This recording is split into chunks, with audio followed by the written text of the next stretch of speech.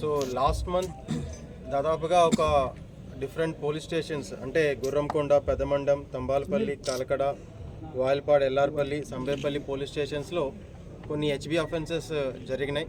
So దానికోసం ఒక special team అనేది ఫామ్ చేయడం జరిగింది under the guidance of DSP Rayachoti and CI Molakalcheruvu and CI Vayalpad with assistance of SI Gurramkonda ఒక టీమ్గా ఫామ్ చేసి దాంట్లో ఉన్న క్లూస్ని ఆధారంగా ఈ అఫెన్సెస్ని ఛేదించారు.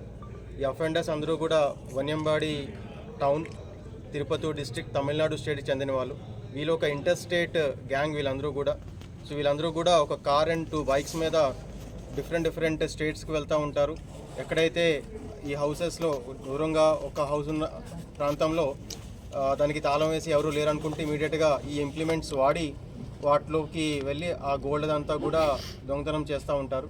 సో కొన్ని క్లూస్ ఉండడం వల్ల వీళ్ళందరినీ కూడా ఛేదించి పట్టుకోవడం జరిగింది. సో టోటల్గా మనకి 462 గ్రామ్స్ గోల్డ్ పోయి ఉంటే 437 గ్రామ్స్ గోల్డ్ మనం రికవర్ చేయగలిగాం. అలాగే సిల్వర్ కూడా 630 గ్రామ్స్ మనం వీళ్ళు దొంగతనం చేస్తుంటే 417 గ్రామ్స్ సిల్వర్ అనేది రికవర్ చేయడం జరిగింది. It's a very good recovery. Almost 90% మొత్తం కూడా రికవర్ చేయడం జరిగింది ఈ పర్టికులర్ కేసులో. Entire team has worked really hard to crack this particular case in a shortest possible time.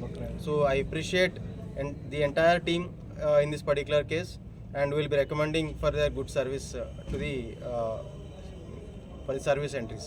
దాదాపుగా మొత్తం ఇది 22,80,000 వర్త్ గోల్డ్ అంతా రికవర్ చేయడం జరిగింది. ఓకే, కాకపోతే అంతా కూడా బయట నుంచి తీసుకొచ్చింది. సో అది ఇంకా విచారిస్తున్నాం వాళ్ళని. ప్రస్తుతానికైతే మన దగ్గర ఉన్న ఈ 10 కేసెస్ వీళ్ళు కన్ఫెస్ చేయడం జరిగింది మనం పట్టుకున్నప్పుడు. సో ఆ కేసు వరకు ప్రస్తుతానికి ఇచ్చాం. దీని తర్వాత ఈ ఇన్ఫర్మేషన్ అనేది చుట్టుపక్కల జిల్లాలకి, రాష్ట్రాలకు కూడా ఫ్లాష్ చేస్తాం. వాళ్ళు కూడా పీటీ వారెంట్ వేసుకొని ఫర్దర్గా దీనిపైన విచారించవచ్చు. అందరూ కూడా డ్రాప్అవుట్స్ వీళ్ళందరూ కూడా. కాకపోతే బాగా ఈ వ్యసనాలకి వాటికి అలవాటు అవడం వలన ఈ లైఫ్ స్టైల్ ఎక్స్పెండిచర్స్ కోసం వీటిలో పాల్పడుతూ ఉన్నారు. దీంట్లో ఒక 2% కొంచెం పాత అఫెండర్స్. సో మిగతా వాళ్ళని కూడా వీళ్ళ టీంలోకి చేర్చుకొని ఇదంతా కూడా చేస్తూ ఉన్నారు.